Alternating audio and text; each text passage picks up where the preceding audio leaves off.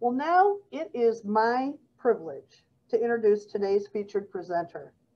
Dr. Kathy Baase serves as the board chairperson of the Michigan Health Improvement Alliance, otherwise known as MHIA, a multi-stakeholder collaborative dedicated to improving the health of people in 14 counties of central Michigan.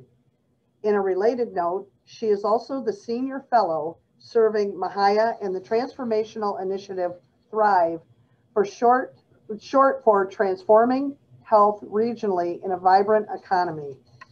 It is truly a privilege, and I am pleased to introduce my friend and leader of this initiative. Please welcome Dr. Kathy Baase. Thank you so much, Veronica, and thank you to everybody that is here today. It's an incredible pleasure to be with my friends and neighbors and colleagues that have really been with us for some time on the journey of things that we all care about. So it is and I don't know if you said this, but I'm a lifelong resident of Saginaw County, so that's why I'm so happy to be here today. It's especially pleasing to be in a place that you love so much and care about. So here I am to talk to you today about Thrive, and I appreciate the explanation that you started us off on, but I'm going to tell you a bit more about this in maybe a new way. If you've heard this story before, I promise you're going to get some new information today. But the focus of Thrive is really on two things: getting healthy people and a vibrant community, both. And although there's only two simple, quote unquote, simple outcomes, they're really important. And I think they're things that we all care about. There's no argument typically that those are high priorities for each of us. So I love this picture, and it starts us off understanding how this is really a journey that we're on, and we're not going to probably accomplish everything we want to accomplish in the next 12 months, or probably not even 24, but we're going to need to be committed to this for the long haul in order to get where we want to go. And so today I'm going to focus my comments in these areas, really just looking at the backdrop here of explaining MHIA and Thrive, because sometimes those get confused, and I'm going to give you some real new insight and information about that, but focus mostly on why and how this matters to you, your family, and your own organization. And we're going to hear some information from me, and I'll sprinkle it with some voices of people from the community and what they're thinking and saying about this work. But frankly, I'm going to be making a bit of a call to each of you too, because this is about something that we're all doing together. It's not a story where you're in the audience as an observer and, well, that's a nice thing, because we're all part of it, and its success depends on everyone working together. And get a little specific then about how you actually have a role in driving progress here. So I'm going to start with an explanation of the Michigan Health Improvement Alliance, or we call it MHIA. And this is an organization. It's an independent legal entity. It's a 501c3 founded in 2007 with the sole mission of improving the health of people in our region. So a couple simple facts: it's an organization and it's focused on health. But what makes it different than most organizations is that this organization is really compelled by and focuses on complex, challenging matters that really no one organization or sector could possibly address alone. And so we step into the thorny and difficult space of really deep, intractable challenges that are difficult to make progress on, and know that the way that that progress can be made is by bringing multiple parties together. So that's the unique work that we do. And we focus on measurable progress in service of the community in improving their health. And you can see a geography listed here that we work in. And that doesn't mean that everything we do is happening in all of these counties. What it really represents is that this is a health ecosystem that is recognized as a healthcare trading area in this geography. And since our focus is health, we sort of adopted this cluster as defined by the state of Michigan. And we have, given this really enormously difficult work that we do, we have a wonderful board of directors that has, as you can see, leaders across the region in different sectors.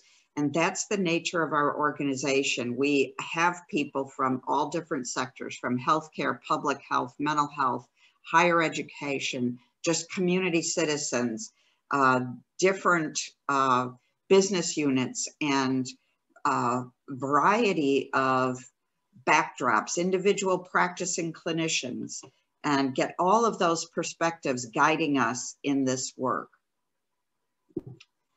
So how did we get to Thrive? I started this talking about Mahaya, which is an organization focused on this health improvement.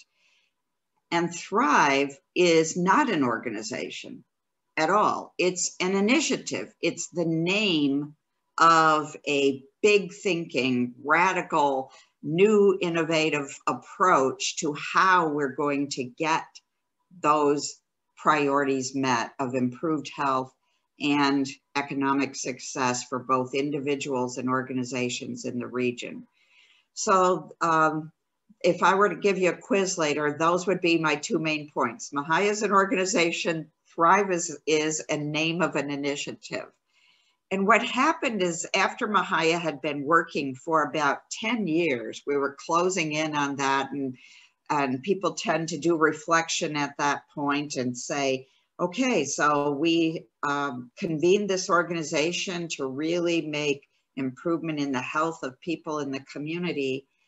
And how have we done? And we looked at statistics and measures of the health of the population. And it was seriously disappointing. As hard as numerous organizations and people have been working, we were looking at a story that was telling us that despite all of that work, we were seeing deteriorating health in many cases, that we weren't seeing it improve. And we were also seeing some troubling measures from health and economics, that the ALICE population was increasing, the percentage of people in poverty was going up. And so we had to take the sobering reflection and step back and say, you know what, our community story is just not exactly what we thought. And this conversation was wide-ranging with hundreds of people, small groups, one-on-one, somewhat larger groups. And we were all saying back in 2016 and 17, what do we do different? Like, if we just keep doing whatever we've been doing, how do we expect that we're going to get better outcomes? Because forecasting the last 10 years focused forward does not tell us that we're going to have achieved the state of a thriving community. And that was really the birth of Thrive, was people saying, okay, we're going to come together and do some things differently. And as I mentioned, we could see that there was widespread effort. Lots of people were working on these things, but yet this disappointing array of measures. And in fact, population decline, total labor force decline. We were seeing out-migration of people and some concerning metrics. And asked ourselves why this was and how we could do it differently, and put people to serious study on that. And many people on this call, and dozens of people were in groups of 10 to 12 working on this for months, where we had small groups meeting together 2 hours at a time every 2 weeks for months with the mission to come up with a better model approach. and study what others had done, national data. And what we learned was that our community was not that different from many others across the nation. And although we had fantastic things happening in the community, they were often running up against these common barriers that the scale was just too small. There was a fantastic piece of work going on, but it was not large enough to really change the population outcomes. Or we found other situations where things just weren't sustainable. Maybe they had a grant that lasted 2 or 3 years, or they've been out there doing work, but it just would fade away. And in other cases that there were many people working on the same thing, but they weren't connected, or they weren't connected to sort of other parts of the system. And that we really were putting Band-Aids on things rather than system changes. So those were the kind of common barriers we were seeing in our community, and the opportunity to transcend them, just like in other communities around the country. And this was captured, as well as other things, in the recently released at the end of 2020, U.S. Surgeon General report talking about what they labeled as the U.S. health disadvantage and how important that is to business.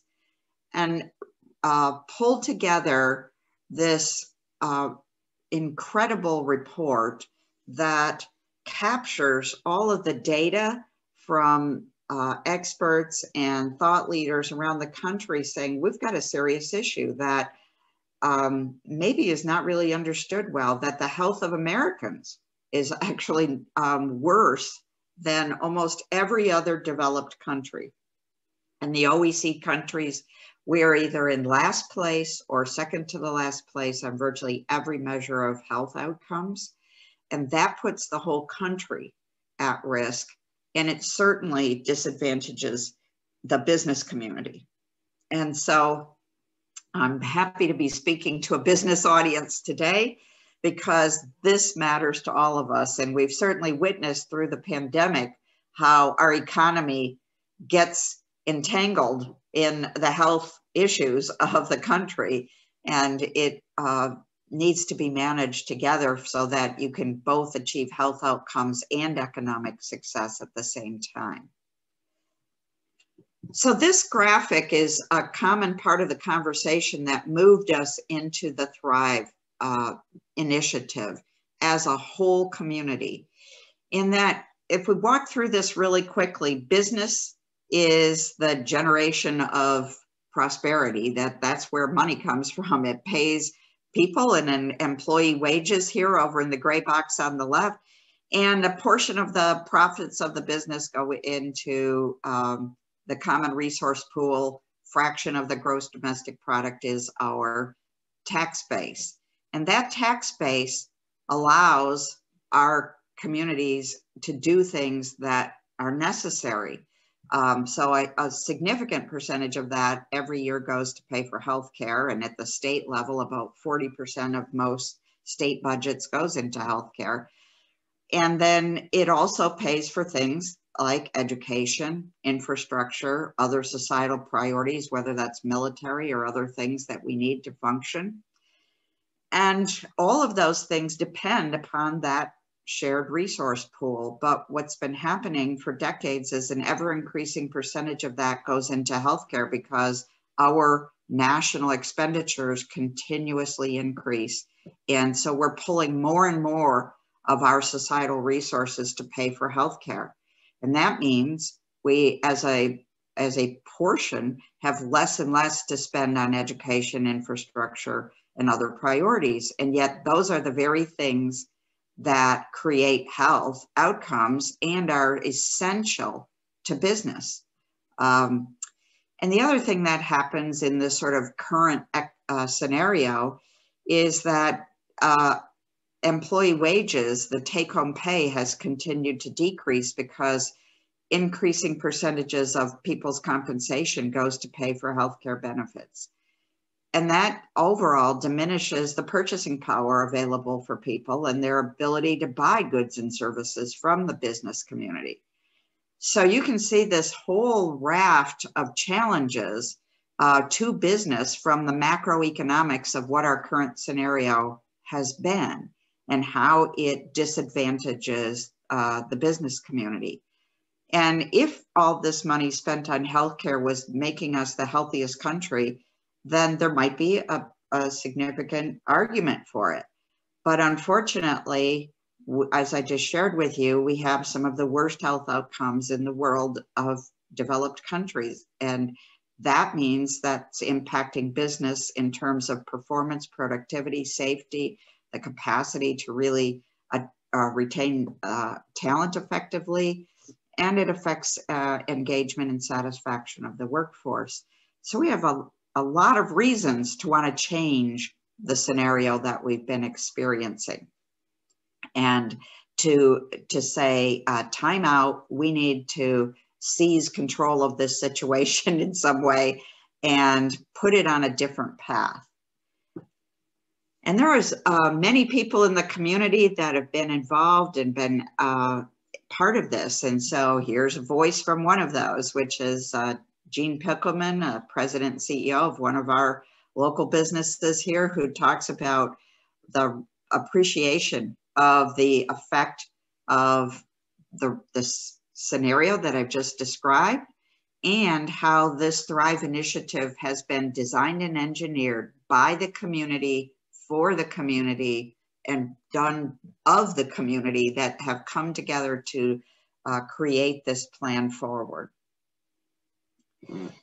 So how does it work? And I'm not going to get into all of the details and the nuts and bolts of how this is put together, but ultimately we have this organization. This is a very small nonprofit, Mahaya, that I've mentioned, who fulfills the role of being sort of a cornerstone backbone organization to enable this initiative to move forward. And we created a collaboration with the Great Lakes Bay Region Alliance through a memorandum of understanding saying, we're all in this together. And we need all the sectors focused on those things that drive both health outcomes and economic outcomes at the same time. But the way that we're going to accomplish this is not that the small 4 or 5 people that work in each of these organizations is going to do this Herculean task of changing everything for the community by themselves. No, that's not really possible. The way it's going to work is through the full and entire assets of our community from all sectors being aligned and brought together through a common process, through a supportive structure, and that's how this work is going to get done, through these community partners. And so I want to make that abundantly clear that it is enabled through the goodwill collaboration of all these many partners together. And you're going to see examples of that as I start showing you the work that we are doing right now in the community together. So harken back to a few slides ago when I said, this is the kind of work we take on, those things that are deep, intractable, difficult challenges that are absolutely impossible for any one organization or sector to address. So that's the work we're doing. And a comment from our collaborating organization, President and CEO, Matt Fallon. So this is the essence, a graphic of the model of this approach for the initiative. We have a portfolio, basically a whole collection of work that is outlined as the set of actions that are necessary to achieve better health and better economic success in our community. And much of that is work that's already going on that just needs to be lifted up to a greater scale and strengthened with a better sustainability process. And some of it is some new actions, but the great majority of it is work that's already happening in the community. And it is supported by an innovative, comprehensive funding and financing system that helps to drive that scale and sustainability. And that is a very nationally recognized innovation approach that is part of this portfolio. And we're taking the 34 interventions in this portfolio that are in 5 general categories and moving them forward into active growth phase, one step at a time. Phase 1 and phase 2 are actually now launched.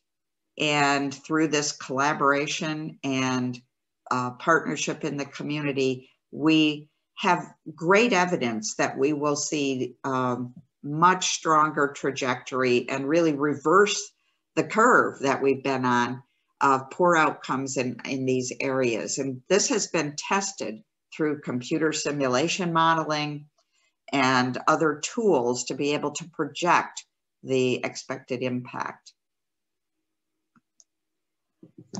Lots of people are part of this journey, as I mentioned. Dr. Brenda Coughlin, the CEO of Great Lakes Bay Health Center.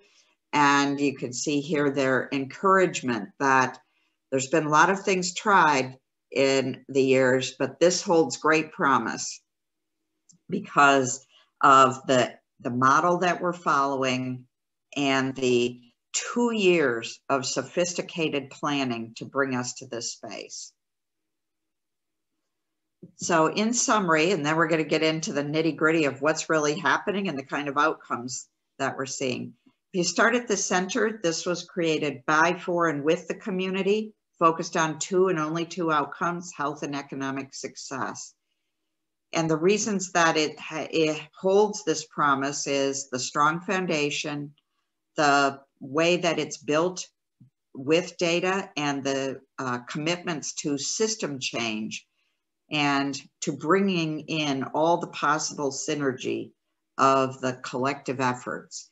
And it is powered by the community to create this set of outcomes. And we are tracking those outcomes in a serious way with an infrastructure and a set of systems and processes that really move this forward. So I mentioned we are doing this in the 34 interventions rolled out in 4 phases, 1 and 2 underway. This is a list of some of the packages of work that have brought forward, and you're going to see some examples as we go through talking about opioid strategy, infant maternal health, patient safety, and actions within those areas that are affecting you and your family and your organization. Sometimes people keep saying, but help me understand this again. And a couple of ways we've described it is basically that this Thrive initiative is sort of like a general contractor if you're building, where they're bringing all the parties and the pieces together to make the end result what we really want. Or in some ways, the conductor of and putting all the pieces together to create beautiful music. And we do need systems change, not just these kind of Band-Aids that can be put on things. And sometimes really understanding the systems is difficult because you're looking at one little piece of it. And yet it's the combination of the collection of barriers that keep things from happening. So here's this bird in a bird cage, and why doesn't it just get out? Why don't we just get out of these problems that we have? And there's no, if you just take one little wire out of that cage, it is just one wire, and there's no one action that's going to free that bird. And it's the collection of work together that's going to bring us to a better outcome. So another voice from the community that many of you may recognize that's been involved in this work, helping it move forward, and really sort of a central and founding individual, Dr. Shaheen, was involved in the earliest piece of this work in a group we called the launch team to try to get it off the ground in the first place. And his mention of, we need this. And we've been struggling with some complicated issues and poor outcomes for a long time. And it really does need some radical big thinking work. We're not going to get there by just incremental action. Here's some of the real work that's going on. So I mentioned maternal and infant health is one of the areas of focus. And through a set of collaborations with community partners, bringing people together, an innovation that's come forward is a process called Centering Pregnancy, which brings peer groups together who are pregnant at the same time and does a sort of group process to achieve better outcomes. And in the first 300 people, through about 325, I think, have been through this in the first analysis, you can see that we're actually getting better outcomes, reducing preterm births, reducing tobacco use in pregnancy, reducing the risk of neonatal intensive care stays, and increasing breastfeeding. So when I mentioned data and metrics focus and bringing innovation and working through partners, this is one example. The opioid strategy has many pieces, and here's just a collection of facts about how this is affecting our community right now, and the overdoses and the pervasiveness of this problem, and how it's actually only gotten a bit worse through the pandemic. So in March, we kicked off a new program here, again, through a whole lot of partners, called Quick Response Team. And that Quick Response Team brings together rehabilitation organizations, healthcare systems, other community-based organizations, and specifically MMR, Covenant's Emergency Room, FAN, and 1016. And by bringing these people together to sort of intercede in the individuals that show up in the emergency room with an opioid overdose, and getting them mobilized into processes of recovery immediately.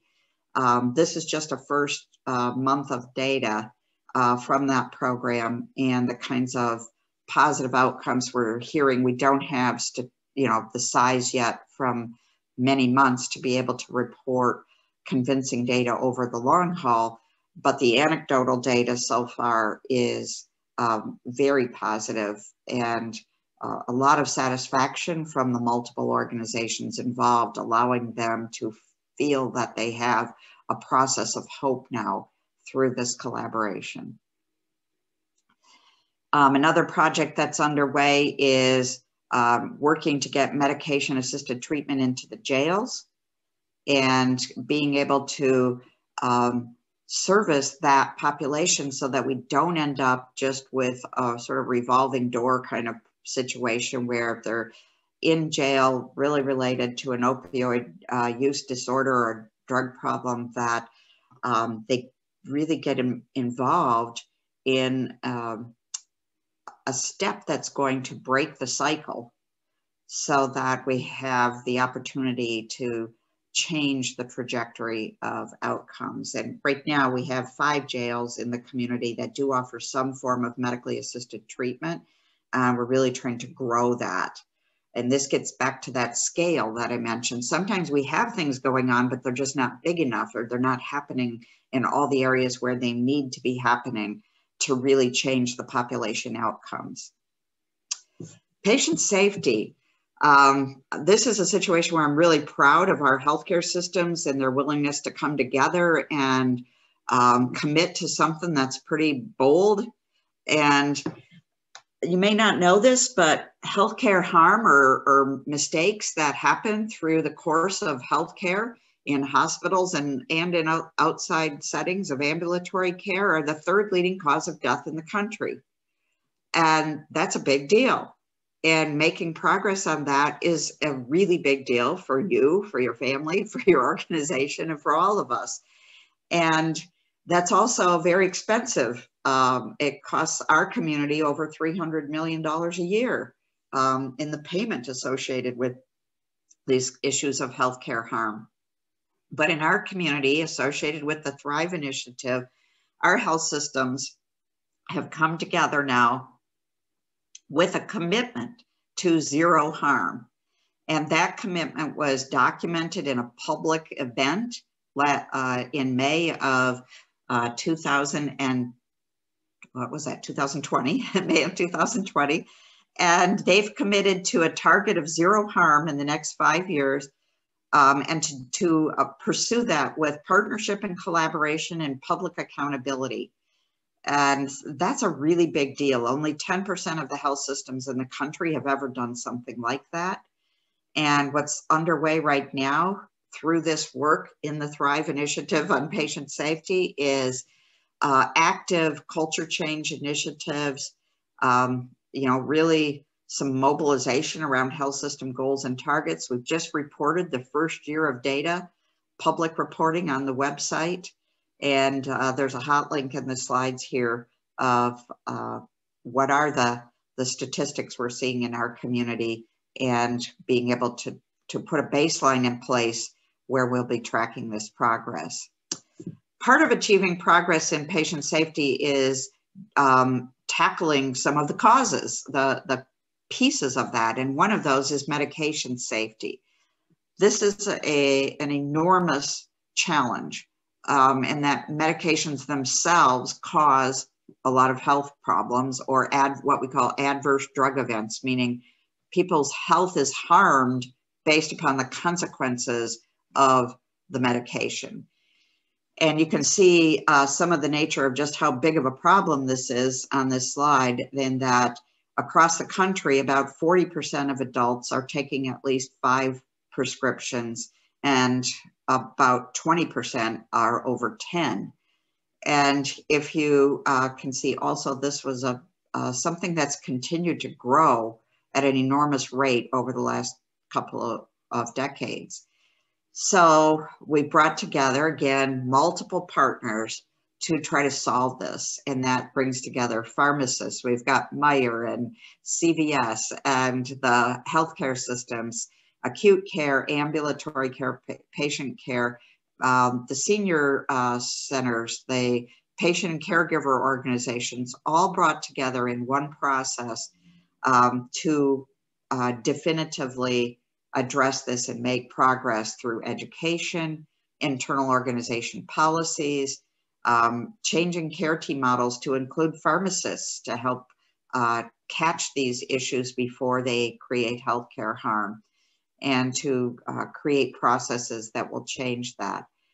And one of the things we're doing is we've mobilized to get data through the initiative. And here's some specific data of the number of Medicare patients, beneficiaries on Medicare, who are actually, their care is being advantaged by a pharmacist being involved in that medication therapy management. And you can see at the US, that's a pretty low level. The number of people whose care team includes a pharmacist is pretty low. And we have been looking at how to continuously increase that to try to tackle this adverse drug event problem. And you can see in Saginaw right now, quarterly statistics. And over the course of the next couple of years, we will be tracking this every quarter and reporting the data back. But by identifying where we are and putting together processes to improve that. Here's another piece of the medication safety story. Medicare beneficiaries with more than 5 prescriptions. This is real data from 2019. It's the entire CMS claims data for our region by zip code. And you can look at what our experience is right here in Saginaw. We have a lot of people with large numbers of medications, and so it warrants this kind of attention. And then there's another piece of this story, that people that are seniors, there's a list called Beers criteria, and there's a couple of other similar lists, which are medications that are higher risk if they are used by seniors, that you're more likely to have outcomes like falls or blood pressure, drops or other things that, because they don't seem to work that well in seniors, it cause more problems. So we're tracking what percentage of the senior population actually is getting these medications that are high risk for seniors in our community. And once again, you can see where we stand against the state benchmark and the United States and each of our counties independently. So I want to bring you into the middle of this work. Another focus area is on education and trying to address barriers to education, prop that up. We know that high school graduation rate is the #1 driver of the health of a population. And what happens in education really matters to the health outcomes of our population, as well as the business success. Another piece of work that's going on is in chronic disease. This is on diabetes and really trying to bring in a new technology, microbiome analytics, into the community to help us tackle this in yet a new way, and moving people that are diabetics even into remission, reducing their need for and dependence on medication, therefore reducing their cost, reducing side effects, by using food as the therapeutic agent, like how food by itself in the right approach is improving these outcomes. And again, another whole set of partners coming together to make that happen. I'm not going to play this, but when you get the slide deck, this is just a story of individual people telling how their lives have been changed by this microbiome food approach. And we have dozens of these stories of great benefit to individuals in our community. Financial stability, there's always been a challenge, and I mentioned the ALICE population, those people who are employed but who are economically fragile, those in poverty, and the amount of challenge that's happened in our community for that's rocked people's financial stability as we've gone through the pandemic here. And so there's a set of actions with a large number of partners focused on really putting packages of work together that will enable people to have financial stability, and addressing getting those people banked, working on credit scores, working on financial literacy, bringing in their access and increasing it to the earned income tax credit benefits that they're entitled to, and putting in wraparound services that support people being able to be employed successfully. So there's a group of things that are going on focused on financial stability and tracking the impact of that.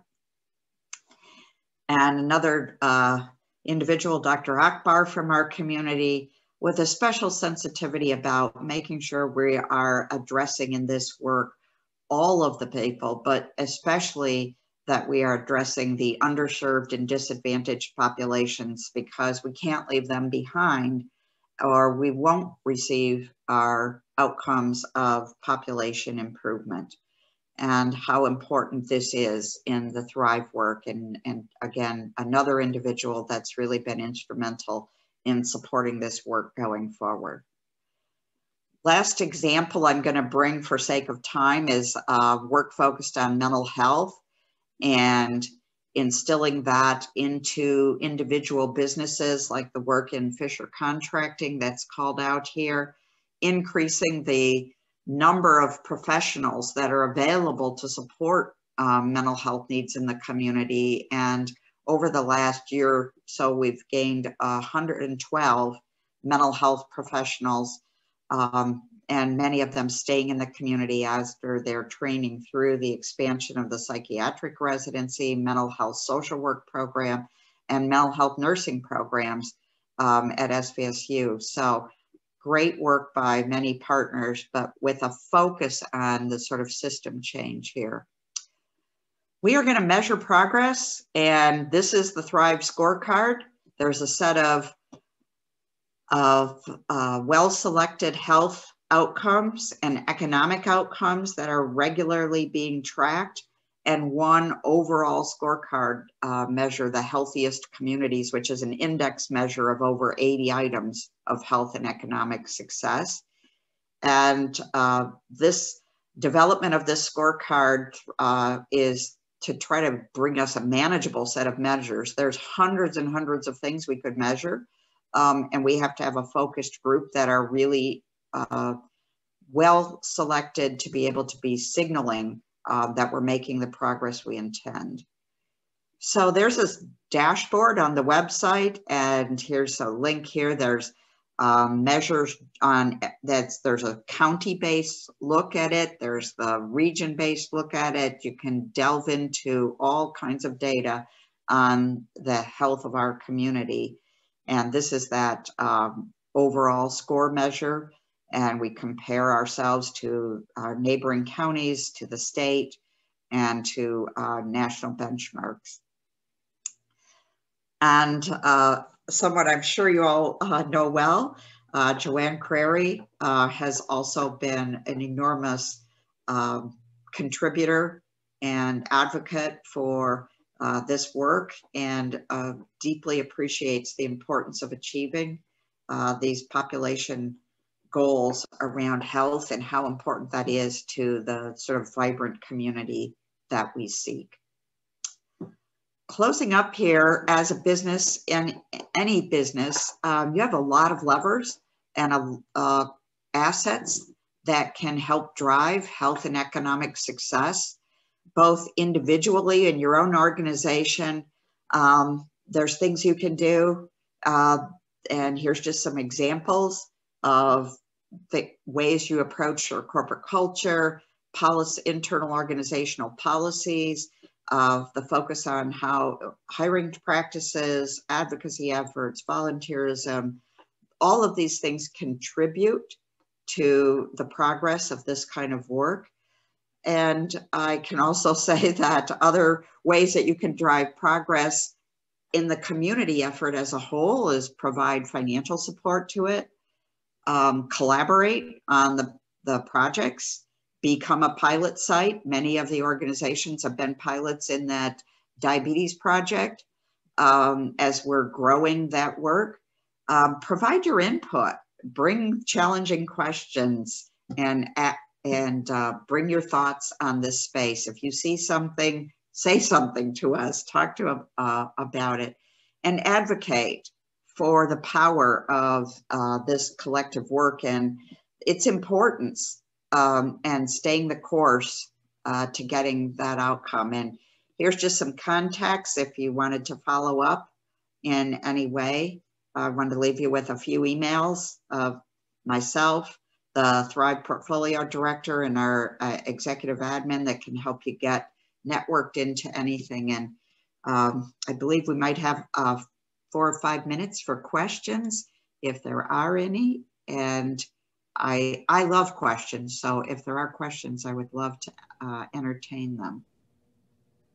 I haven't been reading what's going on in the chat, so let me just quickly glance. Kathy, let me jump in because I have been following the questions, and I think you just answered them. So everybody that was asking about how individuals can help, I think you kind of laid that out at the end. Get a hold of you, get a hold of Dr. Samaki or Dallas, to how can their company, how can they become involved? The Day 2 program, I think, is just outstanding. I know Saginaw Future was initially contacted and connected them with you, and it has been, you know, people are reaching out. The companies want to participate. Morley Companies, Ascension St. Mary's is involved in the Day 2 program to address diabetes. But then, you know, as I think you know, Kathy, mental health is a personal focus for the chamber. We've spearheaded the fight to keep the Caro Center in Caro, and that with Health Source Saginaw, we have so many great chamber members and partners that are working for better health in this community, and it does tie directly into economic success. So, you know, I guess the question is, how does an individual get involved? And as I said, there's many ways that this work is going on. There are work groups for each one of those interventions, and we welcome everyone that wants to be part of that. We have one of your members, the Frankenmuth Credit Union, is involved in the financial stability work. We have TriStar is involved in that. We have other groups that are working with the nonprofits, so we can network you into whatever your personal interest and priority is, because this is the work of all of us, and that is the path that we're on. It's not going to happen if we just say, well, health, that's somebody else's business. We have a public health department. We have, you know, hospitals, let them figure it out. It really does need all of us involved, because these are major challenges. Thank you, Kathy. And I know, you know, Kathy has made these slides available for you all watching today. I believe we're going to have it on our chamber site. So if you want these contact informations, the links, you can certainly access them there. Or as I said, contact Kathy, contact Matt Smaki, contact Alice, and they can plug you in.